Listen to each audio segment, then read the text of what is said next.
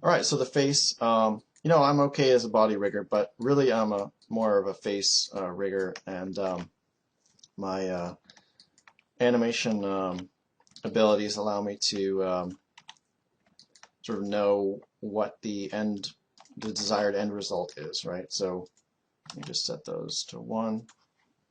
And so yeah, it's really about the faces for me. I'm a lot more excited about sort of this part of the rig is much more exciting to me and interesting to be able to get appeal.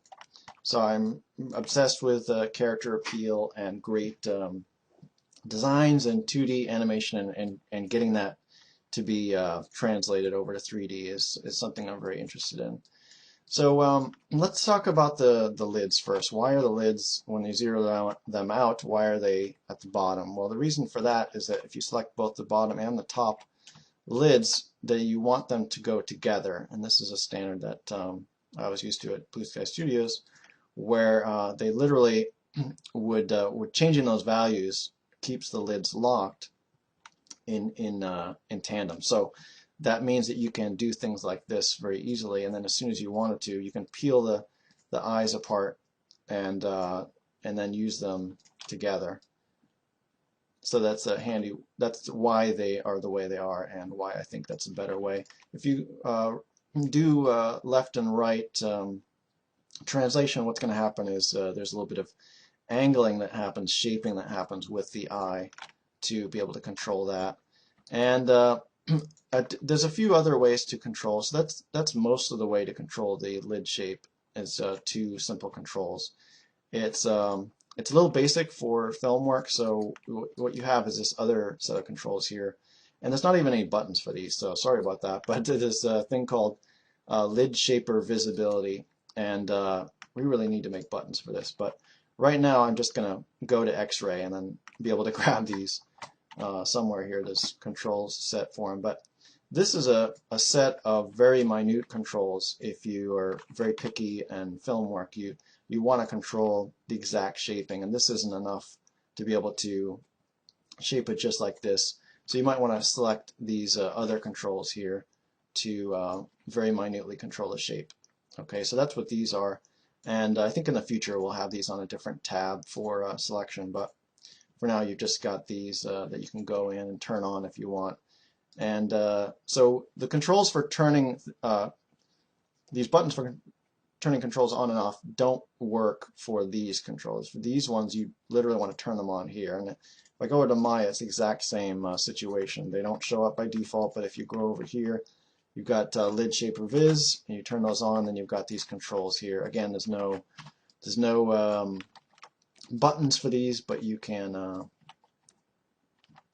let's see, but you can grab them. And a lot of times I'll just go to X-ray mode to grab it quickly, and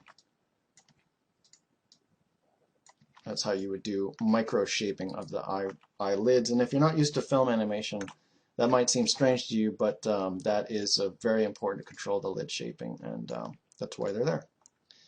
So okay, what's next? We have some other controls in the lids, and let me grab that lower lid. First one is, this should be on by default, but sometimes it gets turned off by accident. Lid should always be at 1 for the most part, and what that is when the lid goes up, it pulls the cheek with it. So you see this action tugs that along with it. If it's off, and sometimes it gets turned off accidentally as I'm editing rigs, then just this lid part moves. But in most time you want that to sort of tug along with it. And so you want that at least at 1, if not higher, and it pulls that flesh along with the lid. And again, we can simulate some squinting action by just sort of dragging that even further. But it is a multiplier, which means that I just undid that, which means that when it's at 0, I'm going to go back to the 0 pose here, the lid cheek doesn't do anything at all. It's only in response to how much you've got this pulled up. So just so you understand, it's a multiplier. It doesn't do anything unless the other thing is used. And then there's the squint action, which actually bulges the lids out. So if you got the lids together, let's go ahead and do that. I'm going to grab the lids here and set those to 0. to 0. Okay, I want to grab those. And if you want him to appear like he's squinting, so one thing is that you want the lid cheek obviously to be on, but then you want to use this squint thing, which is actually going to push that out. Okay, same on the bottom lid, push that out, and you get the you can enhance it with all kinds of things. So one thing is when I grab all these eyebrows, you can push this down. And what else? Then you've got the scaling controls in the eye, and you can push them together. Oh, that's not working super well, is it? Let's see. What about this one? All right, we can grab the this other eye control, and we can just scale the heck out of things to get things to be ultra compacted. That's kind of fun. And so that has helped with this these squinting attributes. Okay, so if I turn those off, it's not quite as exciting to look at. See, this isn't super squinty compared to that other fleshy version. I'm going to go ahead and turn off those extra controls here. So that's the eye. Not a lot of control other than those. There's this here, which controls the sort of like the start point. And I don't know if you know this, but when you blink, there's a little bit of sideways action also, and so you can pull this in just a little bit during a blink, and it gives you a little extra fleshiness. Grab this and just pull it in just a little bit. But you can also shape a little bit with it, and it'll allow you to do that. You push this up, and kind of helps. I'm going to grab the eye geo and res it up just a little bit because it's poking through there. So the brows and the lids should work well together, and that's a huge task for rigging to get those to work. So the brows come down, the lids can go up, or the lids can be down, the brows can go down, and all those combinations are actually really difficult to get right. So there are some poses where you probably get a little bit of caving in there, but for the most part it's pretty robust. And you know, to create a good angry look, a lot of times you want to see that white of the eye, right? So you got this whole white area, so you have the brow right against the white of the eye. That's a very fun thing to do. All right, did I forget anything in the lids? Let's see. So there's these two controls here. Before I move to the brows, is you've got this here, and I was able to squish the eye with the scaling, right? Most of these things have translation, rotation, and scaling that do various different things. And so I can angle the eye, for instance, this way. I can rotate that eye lid so that you know, I can get some nice effects that way, and it just spins the eye. If I grab this other one, and that's these two blue ones here, grab the other one, it actually includes the eyeball. So that scale, if I were to scale it, it scales the eyeball as well, whereas the inner one, not that one, this one, it scales just the lid, so they have different effects and do different things. So one thing you can do is you can scale the whole thing up for shock, right? But there's a few other ways to do that too. The lids are designed to have a really big range, so they come up pretty high. And if we just grab these brows here, I'm going to just move them up a little bit. So you can open the lids pretty far, and they work pretty well. But if you want to emphasize that, again, you've got the scaling here, but you've also got this control right here. And this is a lattice control, and that's this these sort of aqua ones right here. You've got this, and you can literally bend the whole face. You know, you can just shove it around. This is a lattice, so it sort of mushes everything around. And you've got a little bit of angling ability. You can push it up, and you've got one on the bottom here, and it just sort of mushes the face around, so you've got sort of extra squashing ability or stretching ability on the face. And again, what you want to do is you want to get as much as you can with the lids, and after you've gone as far as you can, then maybe you want to get just a little bit of this, because what it's going to do is it's going to start to stretch the eye, the pupil itself. And this is the one thing where it's not as robust as a film rig, because film rigs tend to be a lot more complicated in that they will allow you to maintain that perfect roundness here regardless of all the stretching that happens. Malcolm rig does not have that. So as you stretch things, and for instance, you can also come in here and you can rotate this, and you can get a lot of great effects. But if you care and you want this pupil to not deform and not stretch like that, you don't have a lot of options yet, maybe in a future rig. But what you can do is if you scale the pupil controller, you can sort of normalize it to some extent. So if we zero that out, and if you just stretch it, then we can compensate for the stretching with the counter scaling on the pupil. So this is a nice effect, and you can get this. It's just when you start to rotate that it gets a little wonky, but you know, you've got a lot of control even if you don't have endless control. You can take solace in the fact that Malcolm is really fast, right? What else? So you have these controls here. You can turn on other controls. If we go back to the lids, there's eye shaper visibility, and then what this is finer control over that lattice. So we have that point on the lattice, and we have that point on the lattice. Most of the time you don't really need this, but with finer points on the control of the lattice for this whole eye cavity region. All right, I'm going to turn those back off again. So again, I go into it's like this dark blue one, which is the pupil, and I'm going to turn that off. Okay, there's also a thing called eye bulge, which what this does is sort of begins to move that eye out, and more. I don't think this is designed to really work in this extreme of a pose, but if you come down like this, and sometimes you might need to turn on squint a little bit to fix some of those penetrations. But so the eye bulge, what this is it literally see now I've zeroed that out, and you can see how incredibly stretched we've got this. So I'm going to scale that back down. And what eye bulge does is it just sort of moves the cavity of the eye so that it's pointing to something. And this is to get that great sort of Warner Brothers, Chuck Jones kind of, you know, where the eye of, wait a minute, where the eye of, you know, Bugs Bunny or whatever would change direction. It would literally bulge in that direction. So I always love that, and so this sort of mimics that a little bit, where the eye bulge kind of comes toward that. And let's look at one where it's not quite so extreme. But so we'll grab this back here, and I'll zero this out. So as you move this around, it just sort of follows that. So that's with the eye bulge on. You can get some nice effects that way. You can scale, again, you can scale that whole thing right here, or you can scale with the scale controls, or you can scale just the pupil or just the iris. And if you turn on aim, what that is a lot of people like to work instead of the FK control here for the eye. There's one way over here which you can move, and it'll follow that. But the thing to note is that they work together. They're not mutually exclusive. So if I turn this aim off, only this one works. But if I turn the aim on and I go here and I use this other control, they both work. So this works, but the FK one still works.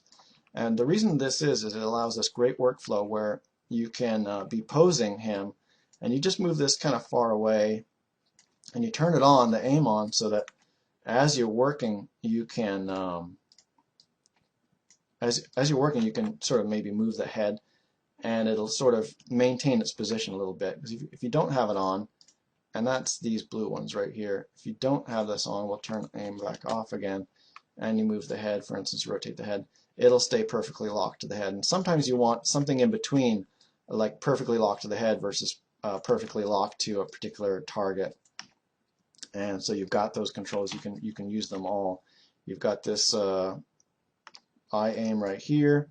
We'll turn it back on again. And you've got these micro eye aims so that you can control just one eyeball with it. But for the most part, people would use this control, and then they, if they want to layer on top, which I highly recommend, is you want to use the FK one on top. And the reason for that is when you have, especially in film animation, you want to precisely control the positioning of the pupils, because the tiniest little change will make a completely different look. Okay, so micro control. So this, having this control way out here and being able to move it, you know, doesn't really do a whole lot for very precise animation. So if I turn the aim on for both sides and I try to use this control, you can only get so far with that and without those FK ones. So for instance, if I turn the head a little bit, now we have this pupil buried into the eye. You never want that, so what you would have to do is come into that FK control pupil right and move it out just a little bit. So there's lots of ways to control the pupil pose. Okay, so so these are the eye ones, and we talked about all these. So let's go to the eyebrow. So the eyebrows, again, are designed to work pretty well with the eyelids. We're going to take off the squint values here. So these aren't perfect. In retrospect, I'd like to change a few things, but what they do pretty well is the fleshiness. So when you pull them down or up, the brow sort of like tugs a little bit, and when you bring them together, the flesh gathers up on the middle. If you just have one, it behaves differently than if you have both together. So if you grab these two inner ones, when you push them down, the down direction actually goes a little bit inward. So I just zero them out with this reset selected button. So if I push them down with this Y control here, then they go down, but they also go inward because it's not really possible for brows to just go down, right? It kind of looks funny if it's way out here. This would be a bad default. So what you do is you push down and they crunch together. But if you want them more crunch together, that's no problem. You just hit that. You just use a little bit of this X translation and you can press them together even more. So if you're up here and you want to press together, you just use that X. And if you go down and you still have that same level of X translation, it's probably too much and you have to back off a little bit. But anyway, you can sort of move them together and get nice effects. So if you have it up, you can do that. They're also rotation. They're not actual rotations, but you can rotate them in the Z axis, and that's to sort of press up that, and it spins them and gives you a little this sort of upturned brow look here. There's another way to access that kind of look, which is to grab this middle control here, which controls that middle, and you can do the left and right, so it actually shoves it up against. You can shove it up against the left and right, the inner brow, and you can create even more tight crease there. So you've got one control where you can rotate it. That's great. But if you want even more crease, you just grab this middle one and you just shove that up there, and you can get a nice cartoony pose.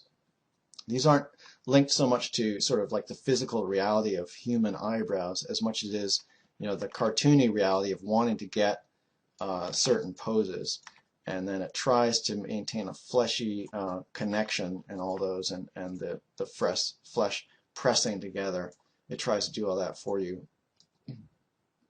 All right, so that's the mid controls, and then there's the outer control, which to be honest doesn't do a whole lot. It just sort of spreads this up or down. Most of the time, the first two controls does the majority of the work. So you can push this down, and it just leaves this one little section here, which you can come over here and press that down as well.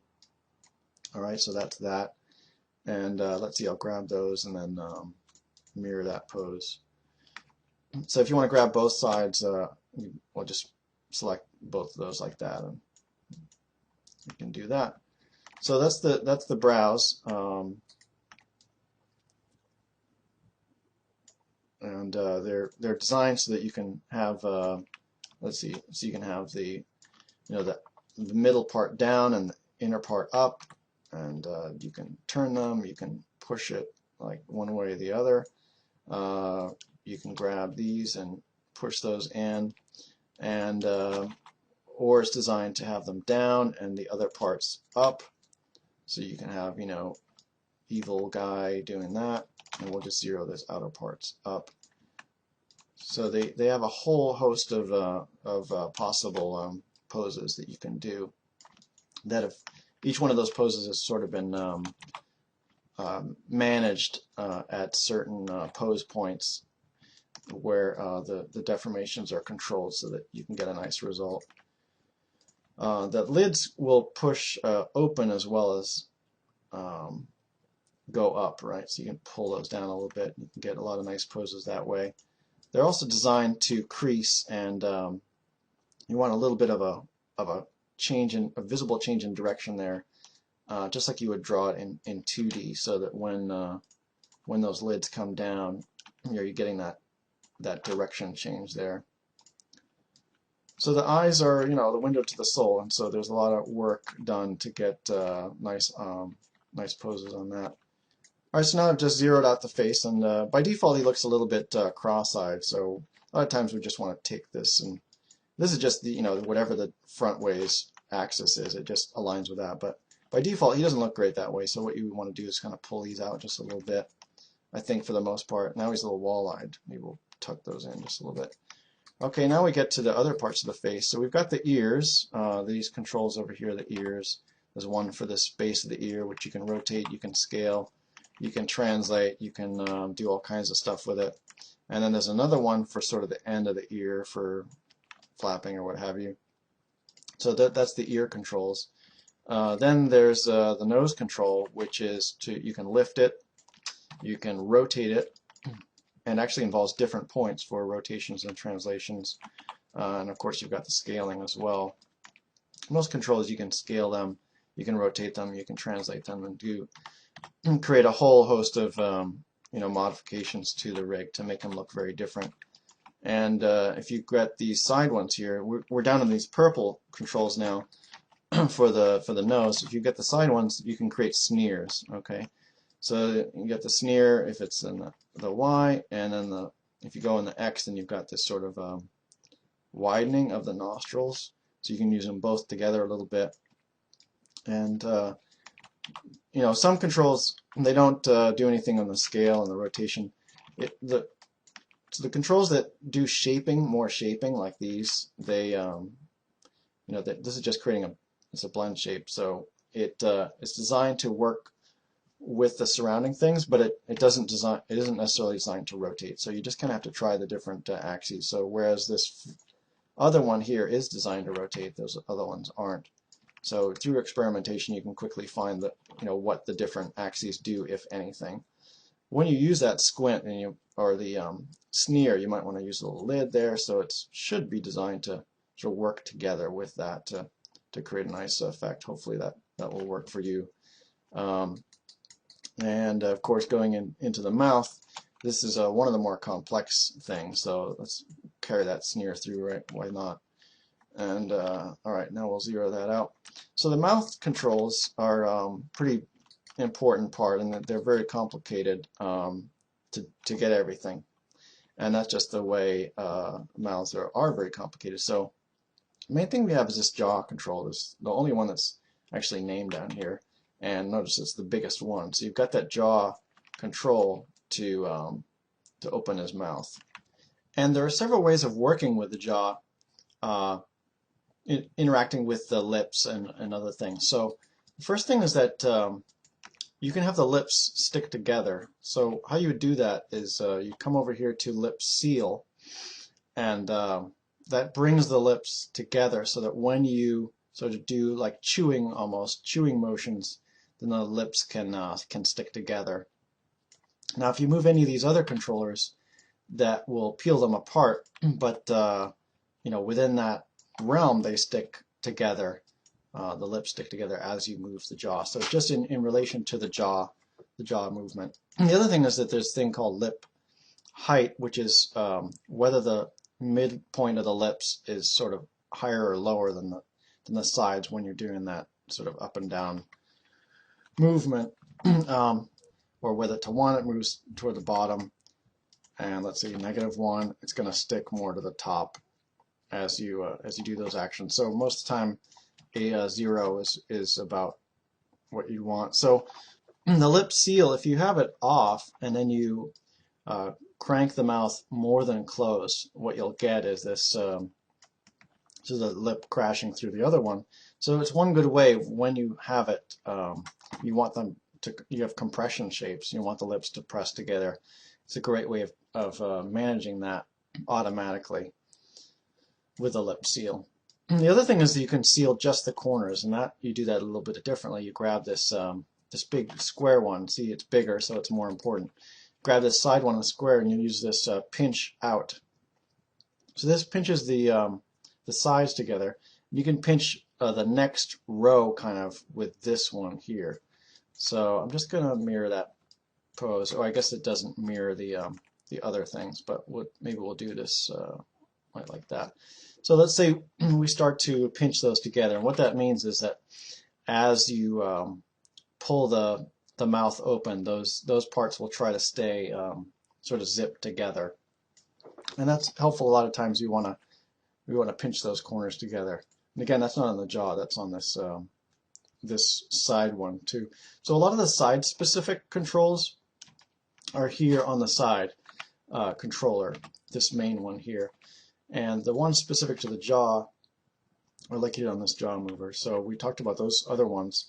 This third one is for called jaw stretch, and what that is for most characters, not so much for Malcolm because he's already got such a thin face, but for most characters they've got not as narrow of a face, and so what happens is as you open the mouth, a lot of times you want to stretch it a little bit like this, and when they close their mouth, you might want to squash the whole head just a little bit, so you're doing a little bit of this action. It's a little bit less with Malcolm because he's got such a narrow jaw already that it's not as applicable, but definitely you do want to use this jaw stretch for a little layered in squashing and stretching of the head as you're animating and posing. So that's what that's for. That's the jaw, and just like the shoulders, where when you're doing this jaw rotation, there's actually more that's going on than just rotation.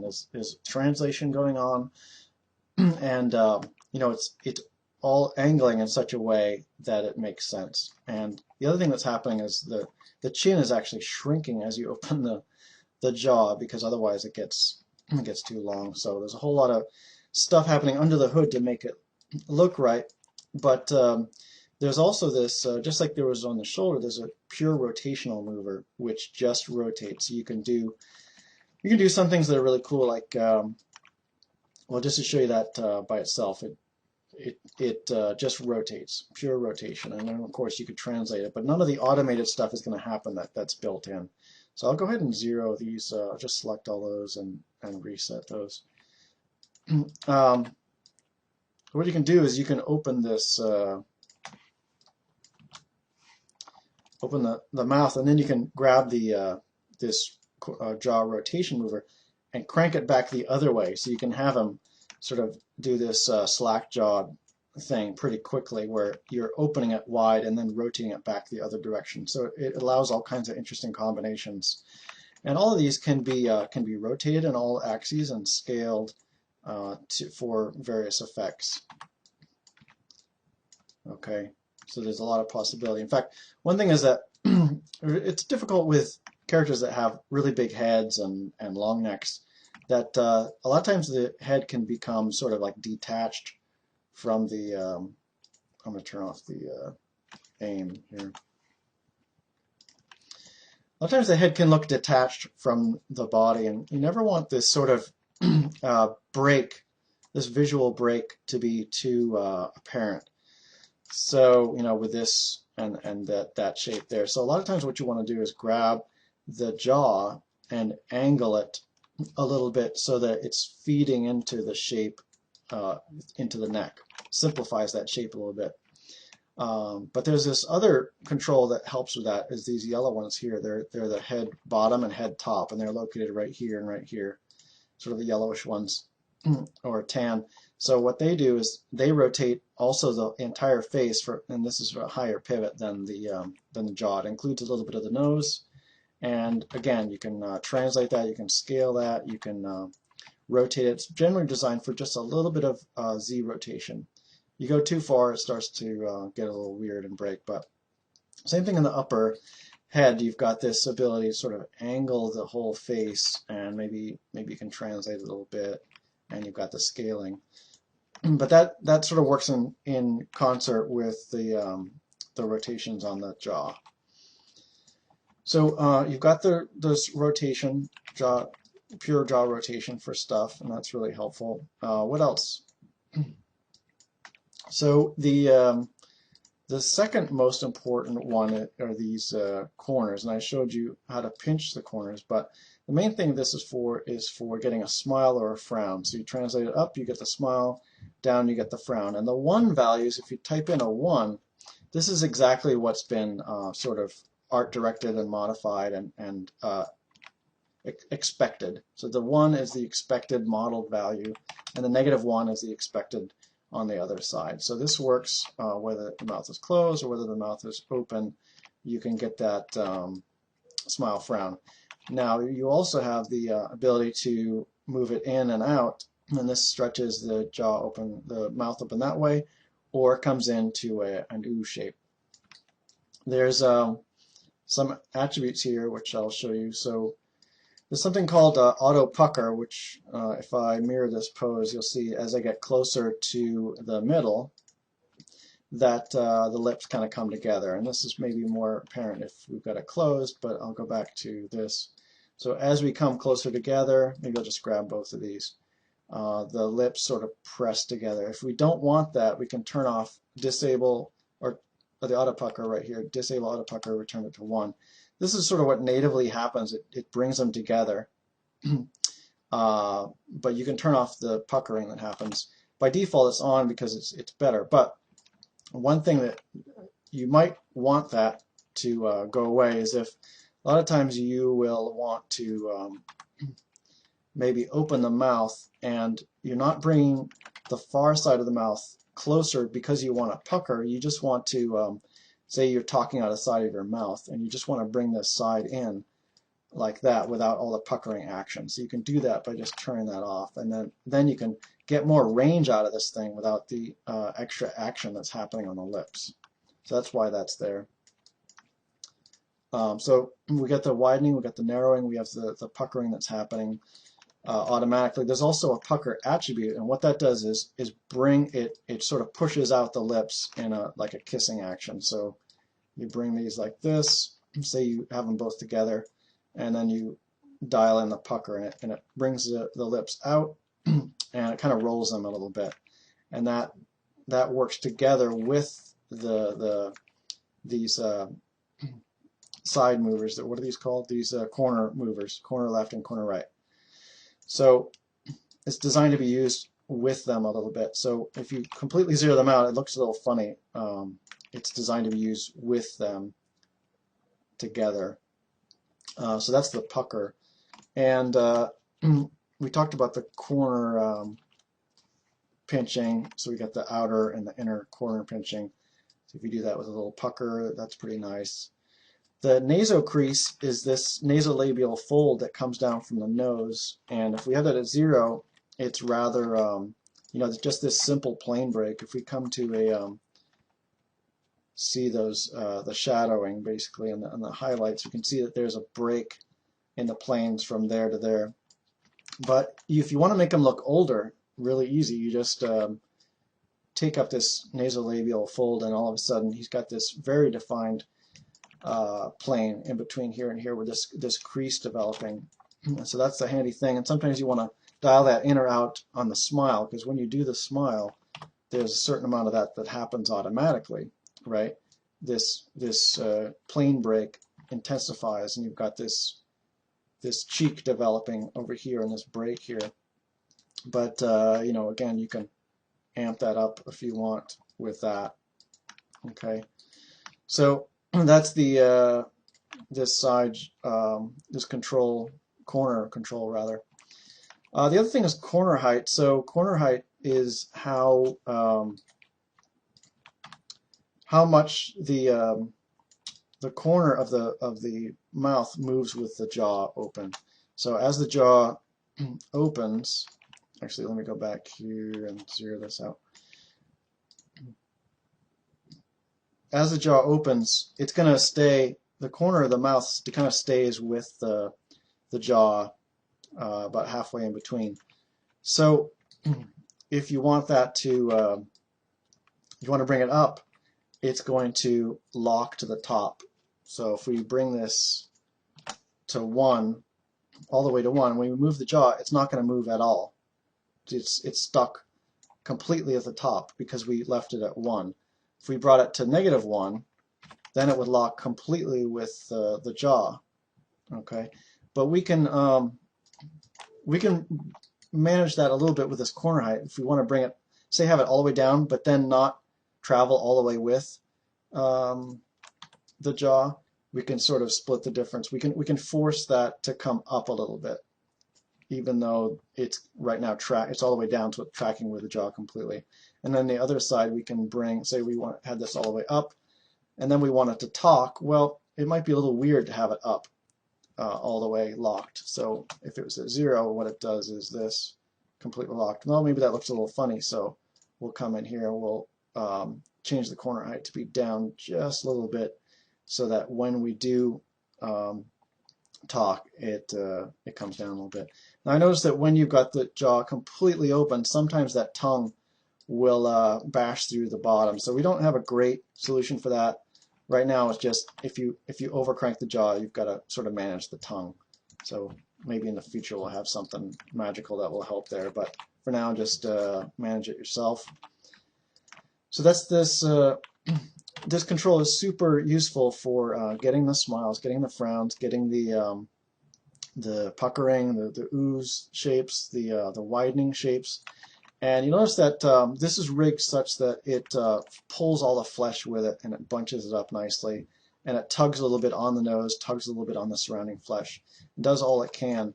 There's another thing you can do too, which is, let me just mirror that pose. The other thing you can do is you can get it into a smile position, but then reverse it into a frown. So then it becomes kind of like a sneer. So you've got the rotations, and these aren't pure rotations. It's just sort of like a cheat. You can rotate it downwards or upward to sort of hyper rotate that smile, or turn it into a frown or a sneer kind of action. So there's a lot of posing possibilities with this. And if you don't want to use the rotations, you've also got the possibility of using these lip controls. So these are lip controllers where you can get similar posing. That's these guys right here, these two. And I'm going to show those next, I think. So this is the second most major control, is these big squares here. And in Maya, what do they look like? Let's see. They're also big squares, so same thing. All right, let's look at the actual lips. So you have this ring of controls. There's more control on the sides than on the middle, because the middle is a little stiffer, and I like the lips to not get super wormy here and have more mobility here. It feels better. It feels more realistic to the materials. So basically we have fewer controls in the middle. You can bring this up like this, but there's a distance before the next control. And the reason for that is to have simple shapes. You want to encourage simple shapes. So all the lip controls are designed so that if you grab the top and the bottom, the lips will stick together. So if you grab the top and the bottom for the next one, they stick together. This is sort of like your sneer range, this stuff. These next ones will be used not quite as much. I'll grab these two. And then the corner one is just that corner flesh. Okay, so it's not like this one where you're grabbing the entire side. It's just the flesh right around the corner. And there's actually these small ones that are children of that corner one, which is the top, just the that very edge. So you can control that shape even better. And I'll show you in a minute, if I remember here, why that's important. But if you want to control other than this shape, also you've got the ability to rotate and scale all of these, so you can do a lot of shaping just with these. But there are some other shapes too. We looked at the pucker, right, as a way to sort of roll things. But also there's this control here where you can do things like funnel, and you can roll it, and you can move it. But this is for sort of controlling less of the ooh shapes and more of just the shaping of the lips. So this comes out like this. Then you know, you might use this to connect it to the other side. So it's more about making the regular mouth shapes and less about those ooh shapes. So you've got these ring of controllers around here that do the majority of the work for shaping the mouth. Okay, so a lot of times you'll just do something like that, and then you'll maybe pose this in like that, and that'll be enough, and that'll make your shape. Okay, so that's the lip shapers, and when it's useful to use those really small ones is when the mouth is really open. So what happens is the mouth spreads open, and then you might find that this one, you know, this is way up here, and this one is the side, the very corner rather. So what if you want to control in between? Well, when the mouth is less open, it doesn't really matter. But when the mouth is really open like this, you might want that sort of micro control to bring that over here and just control that one little section. So each one of these controls, like I said, is you can scale it, you can rotate, you can translate it. You can also translate it along this this axis to bring it in or out. Okay, by default, when you select it, if you've got this the enable transform setups, what happens is when you select it, it turns off the Z value. So you're just moving it around in that single plane without any Z whatsoever, without any moving in and out. And you can turn that off really easily by just selecting that channel.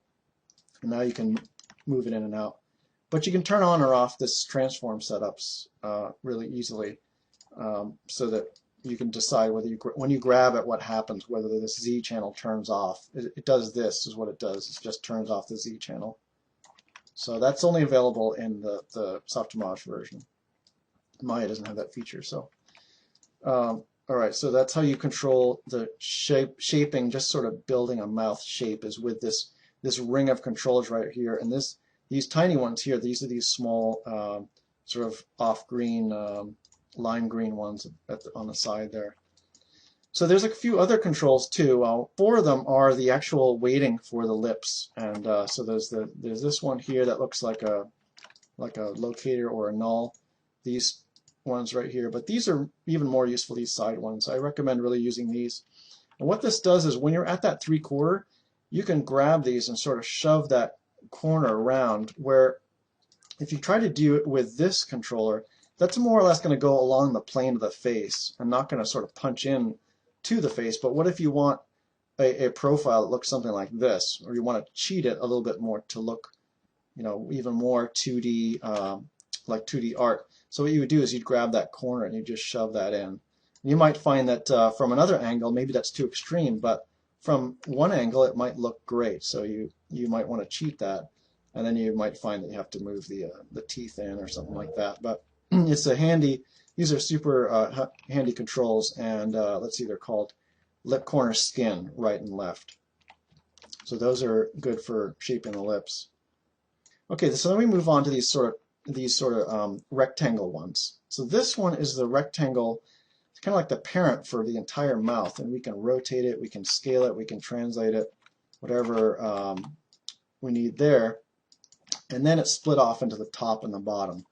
And why that's useful here is so this grabs just the top lips, not the corners, not any of these corner areas, but just the top and the bottom. And there are a bunch of attributes on this. So the attributes, first thing is that you can roll it. So this is not actually rolling. It's a blend shape to create like a shape, a compression shape, and then a ooh or an F shape on the bottom. So if we go to the bottom and roll that creates the F shape right there. If you roll it out, that creates an ooh shape. So you notice by now that we have some redundancy. We've got this, if you roll these, you've got this sort of puckering thing happening, and you've got the pucker on the side, right? And you have the what I showed with a funnel. So how are those different? Well, the thing about you know, complex CG animation is that you have a little bit of redundancy because each one of those features do something a little bit different, and they have slightly different fall off. And so for these, they're actually controlled per side. So this is a pucker per side. but for these, it's the funnel is top and bottom, and it does something different. It's more like the ooh, where the like a monkey would sort of push out their. Let me do the funnel here. Sort of pushes out and widens that shape. Very different from the roll.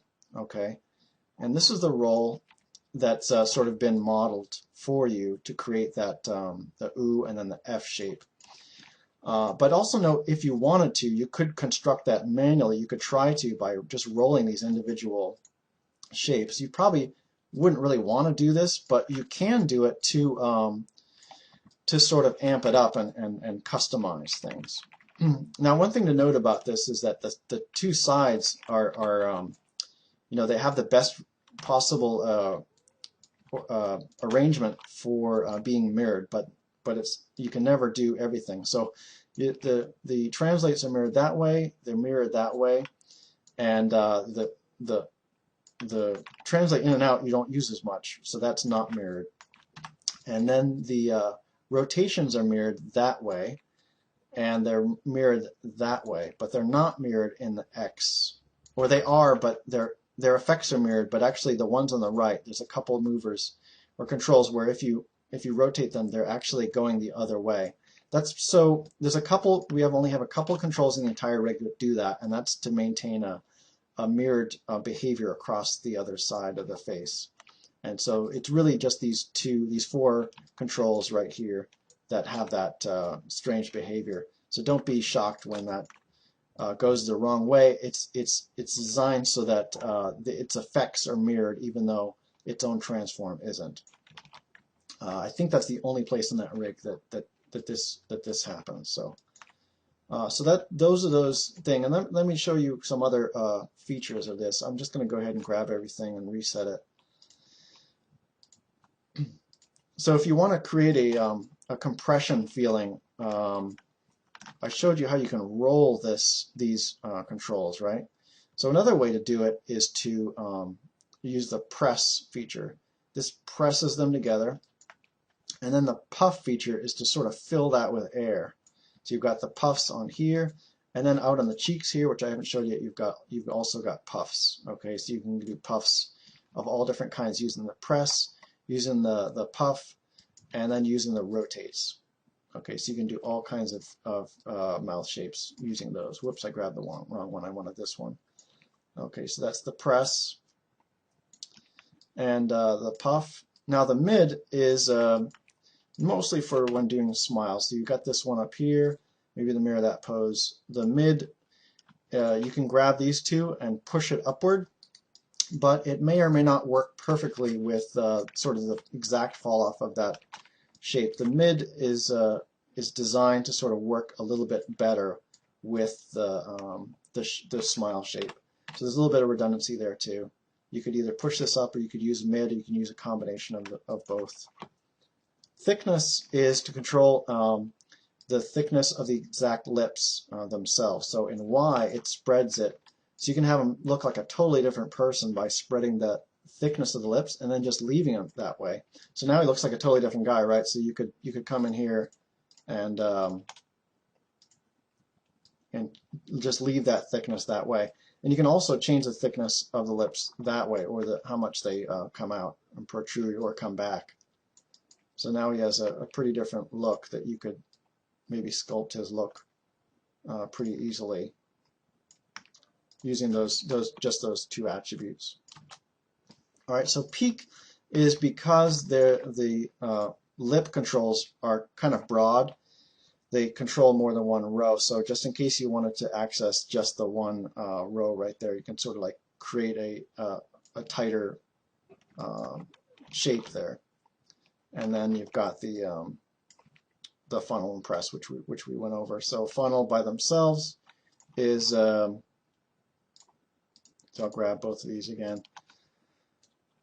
Funnel creates this kind of effect, which normally you'd want to use with the control, the corners. Okay, and which is different from the pucker. This is the pucker plus the lip, the control. the corner control is moving inward. So you could do things like, let's say the lips are pressed together like this. You could grab this control, which is all the lips, and you could sort of angle it. You could rotate it. So you can get all kinds of, there are so many possibilities for the mouth. So what else is on there? So there are these buttons here, which again are multiple controls. So this selects all the bottom. This selects all the top. This selects the bottom and the top.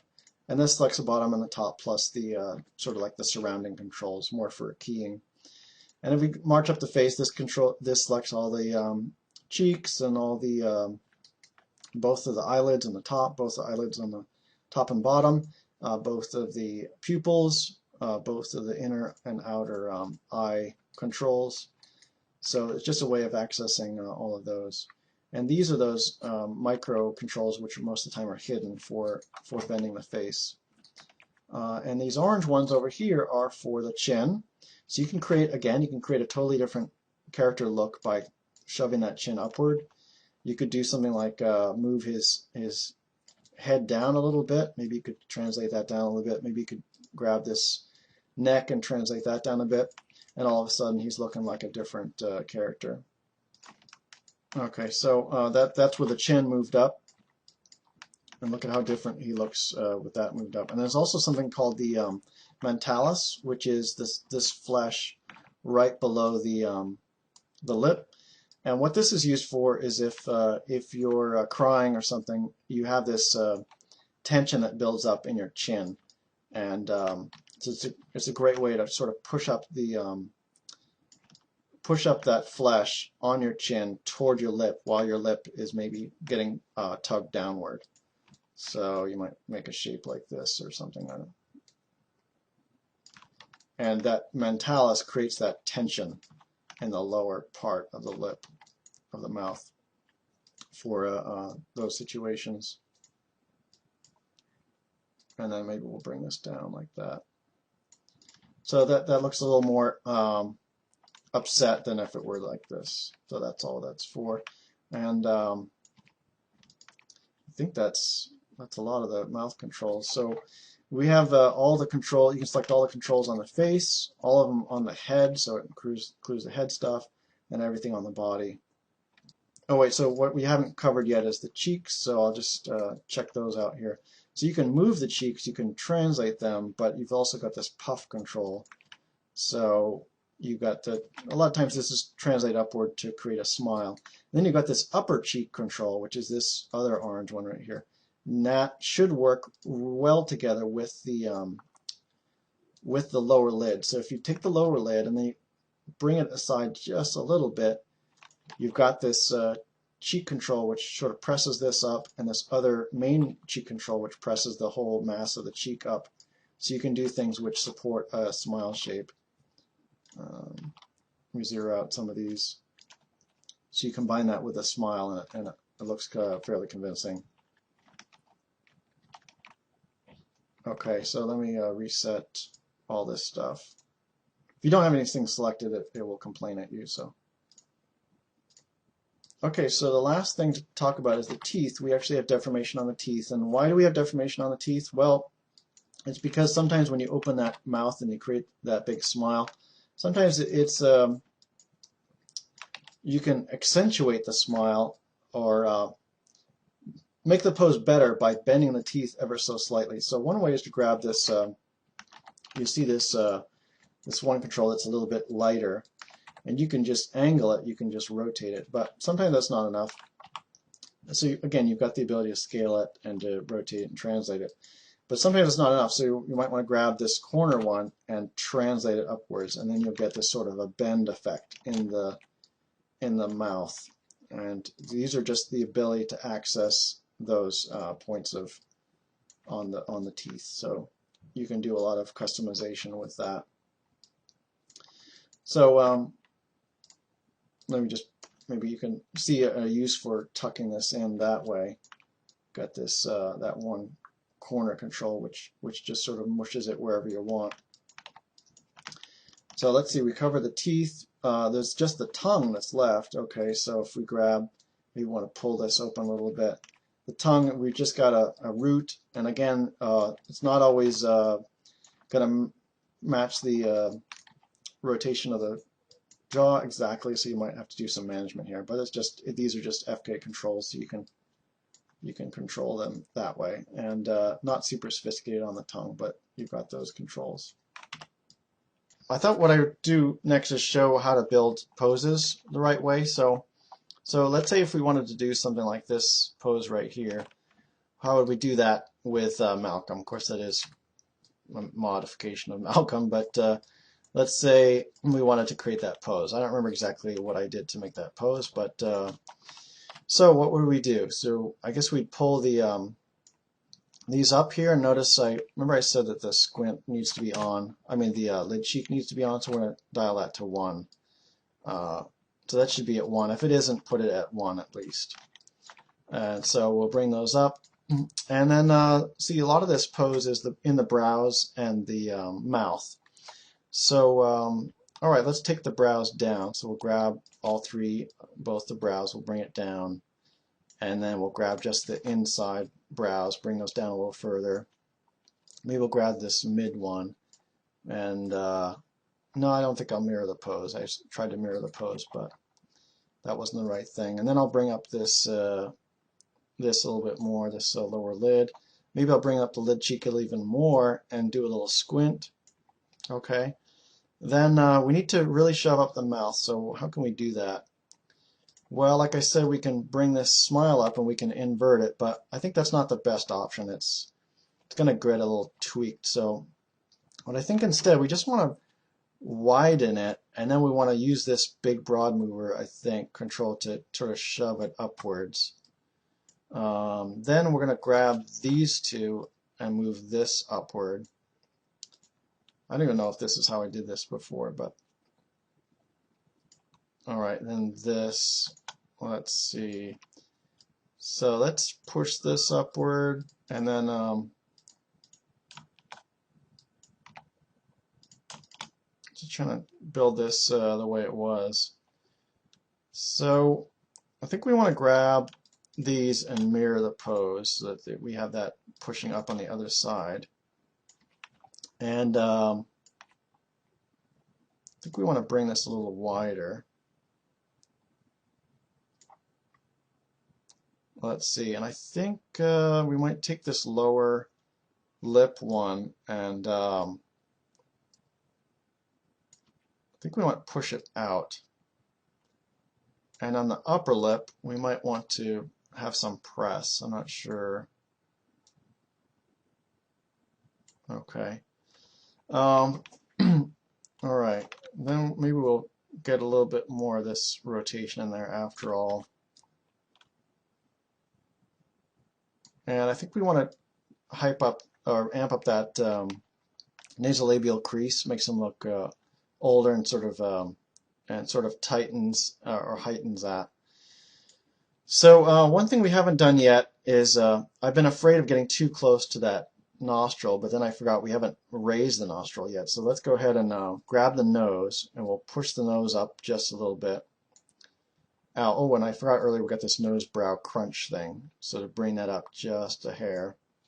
Then, big thing, we're going to grab this nostril and raise that a lot, maybe that far. So at this point now I'm realizing that, oh, I guess we should bring these up, right?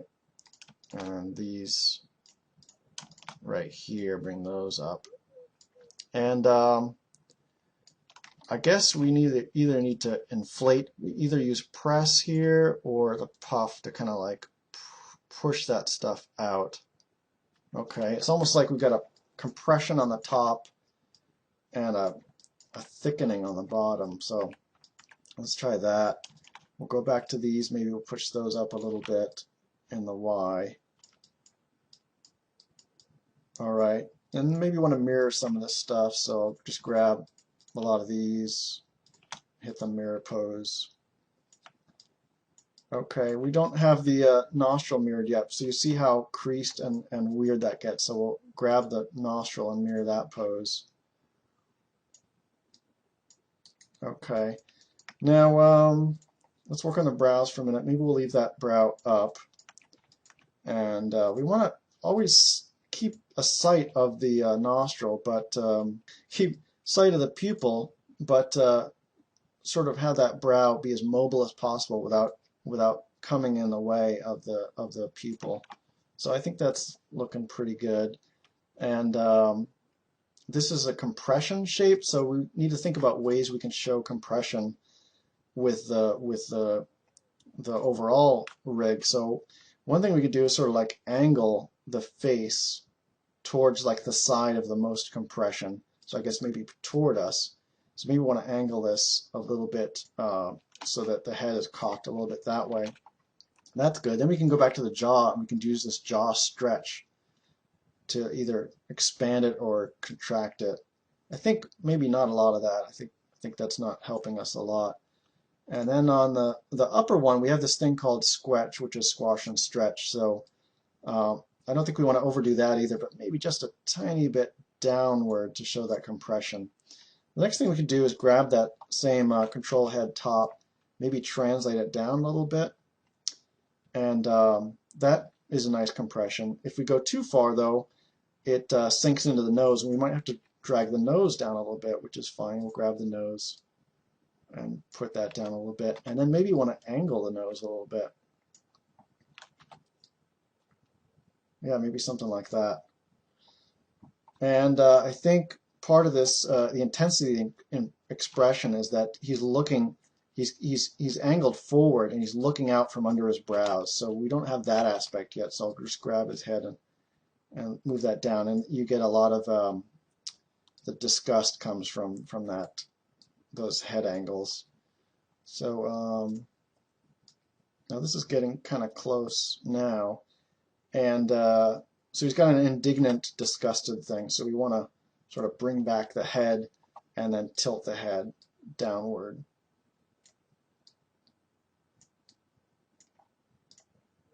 Okay, so this is getting close. I feel like there's too much puff on the upper lip still.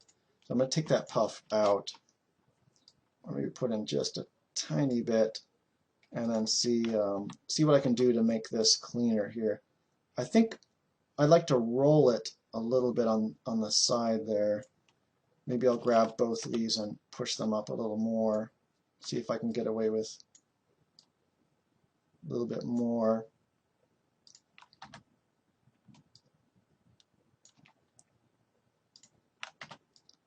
We've always got that corner one to do whatever we want to the corner, whether it's pushing it a little bit down or what have you. And we'll take a look at these corner ones, see if we can tune that shape at all. And I think we might not have brought out the side as far as it needs to go, so I think I'm going to bring this back even further. So something like this. I think we're starting to get there. This was that overall global control. I wanted to make sure we didn't overdo it on that and cause deformation problems with that. But I think this is starting to be at a place where I think that original might have been something like this. So hopefully that'll give you an idea of how you can build poses using the Malcolm rig, sort of layering on the stuff that's the biggest controls, you layering on first, and then followed by the next ones, and not going too far with any one layer of controls. So you've got the various overlapping controls and sort of layering them all on top of each other, getting the effect that you want. Maybe we could add just a little bit of this lattice control here with this one, or translating up. That these are these aqua ones right here. You know, you can just really tune this stuff to be just the way you want it. And if I felt then that the lower jaw was getting too big, but I still wanted all the compression here, then that's no problem. We can bring up the chin just a little bit.